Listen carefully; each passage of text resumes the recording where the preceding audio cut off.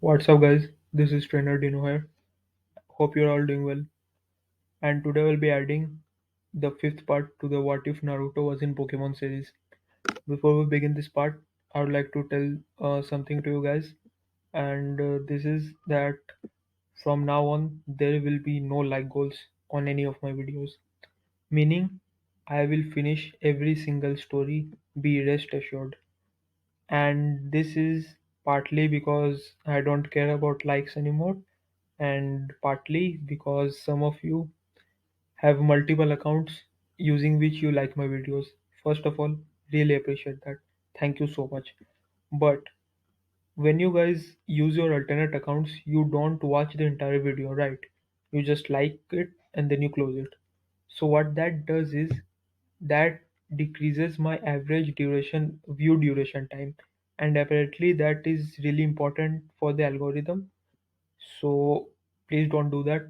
You don't need to do that anymore because there will be no like goals. I will complete each and every single story that I have, even the older ones. Maybe not today, maybe not tomorrow, maybe not even next year. I don't know.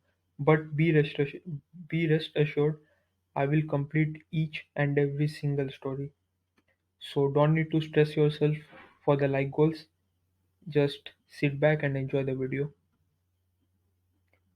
This is What If Naruto Was in Pokemon, Part 5.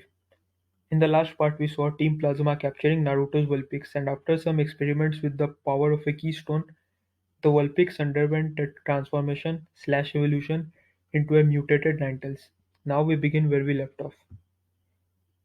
After saving Naruto from the Ninetales and chasing it away, Minato tells his son that this is a problem that he needs to solve on his own, and he's sure that if Naruto owns up to this and gets back the Ninetales, Kushina will be a bit less angry at him, which somewhat reassures Naruto.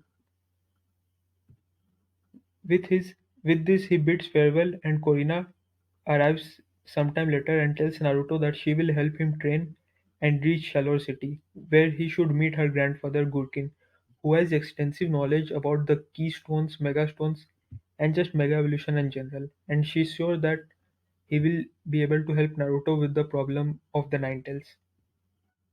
Over the next few days, Korrina helps Naruto train in the Reflection Cave, where both him and his Pokemon grow much stronger due to having a strong and experienced training partner like Korrina and her Lucario. After finishing up with their training, they arrive to Shallow City, where Naruto asks her where her grandfather is. She takes Naruto to the Tower of Mastery to meet her grandfather Gurkin. Gurkin asks Korrina what took her so long to come back to the city, as he had to take on three different challenges in her absence.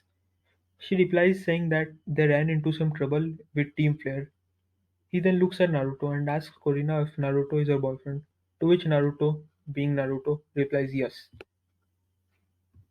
This causes Korrina to punch him in the head, angrily sending him to the ground. Naruto gets up and tells Gurkin all about the incident with Team Flare, his Vulpix, and Gurkin replies by saying that sometimes when the power of Mega Evolution is channeled into a Pokemon not capable of Mega Evolving, they undergo a abnormal transformation/evolution into a mutated form, which is just as powerful, if not powerful, than a normal Mega Evolution, and there is no way of reversing it without a keystone. Naruto asks Gurkin for a keystone immediately, but Gurkin tells him that he can't do that because in order to claim a keystone, Naruto will have to prove himself worthy against a trainer of Gurkin's choosing. He then calls in Callum from the tower, and Naruto is shocked to see his rival/friend once again. Callum has a keystone of his own embedded in his bracelet. Gurkin tells Naruto that Callum had defeated him to win the gym badge, and after that trained at the Tower of Mastery, and this is his final day of training, and if Naruto can best him in a battle, he will get the keystone. Naruto, however, has some confidence issues after losing his Vulpix and almost seems gun-shy of a battle.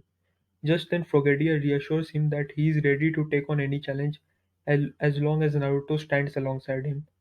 And Naruto, realizing this being his only chance to bring back his Vulpix, agrees to this, as he tightens up his headband and prepares for battle with a determined look on his face.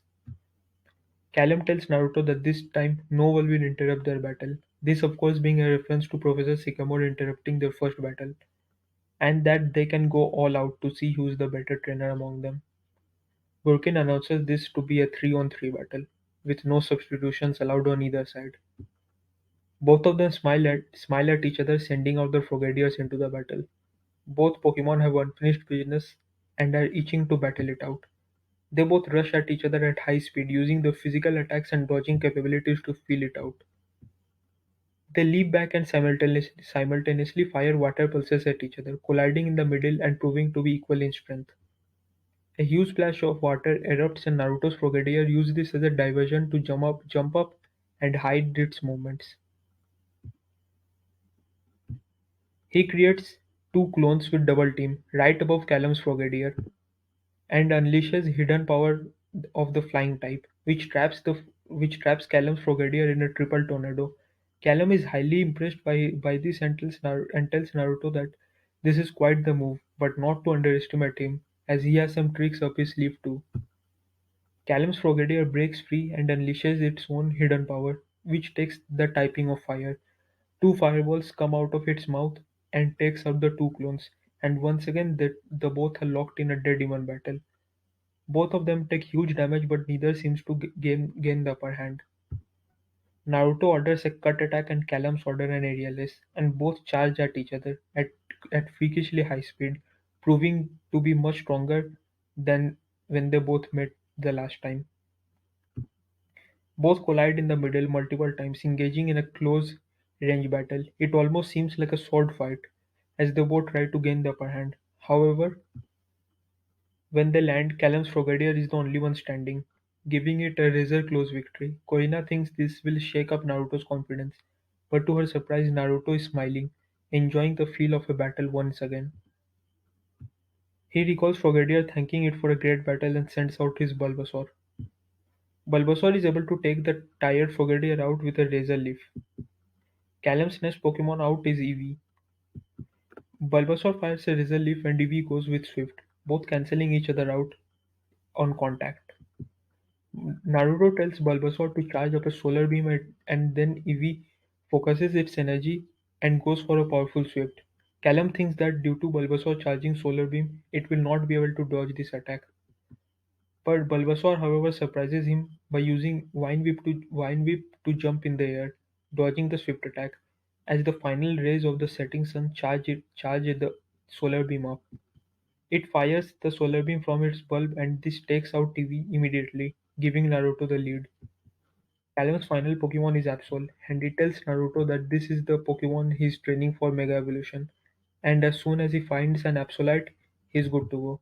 But even without that, he's confident that Absol will defeat any Pokemon on Naruto's team, especially now that Frogadier is out down for the count.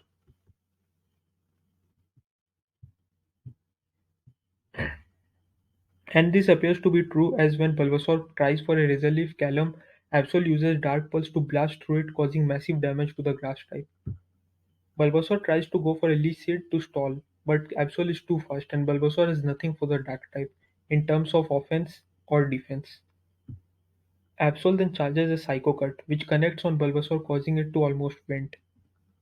Naruto tells Bulbasaur that to get up and that if he loses, they will never have a chance to save Vulpix ever again. Bulbasaur listens to this and starts to glow in response. Being pushed to its absolute limits triggers its evolution. Now Ivysaur is able to match Absol in power, and after a tough battle, they both manage to knock each other out, giving Naruto the victory with one Pokemon remaining.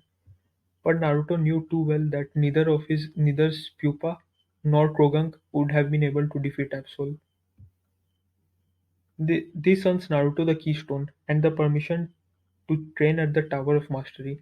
Gurken tells him that the only Pokemon capable of Mega Evolution in his team is Ivysaur, and that too after it evolves into its next stage.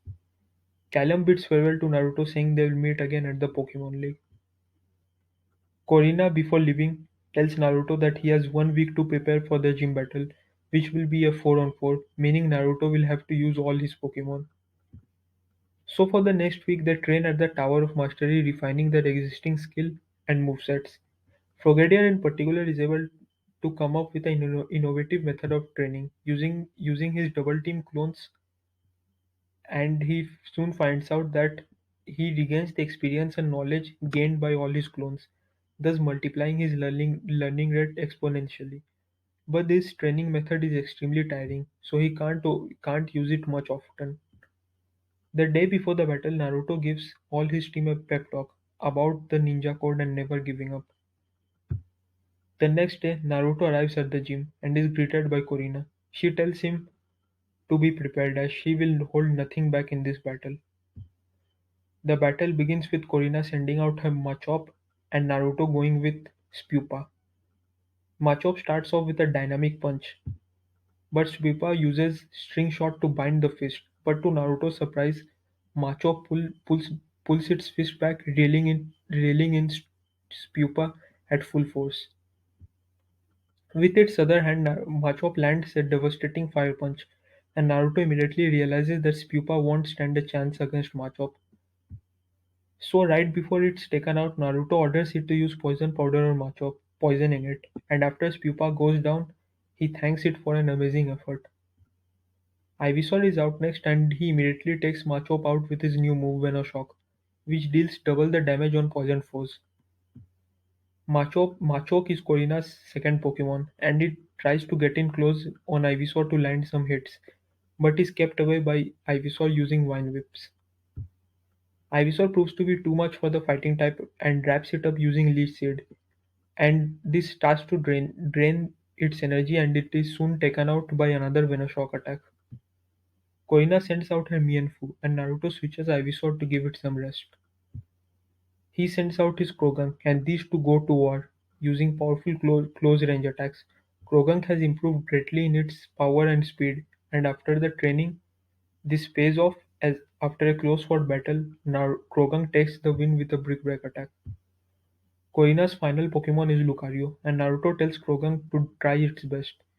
This is of course futile as Lucario is much more powerful, but Krogan through sheer will manages to hold on for just enough to land with a Brick Break, but it is soon taken out by Flash Cannon.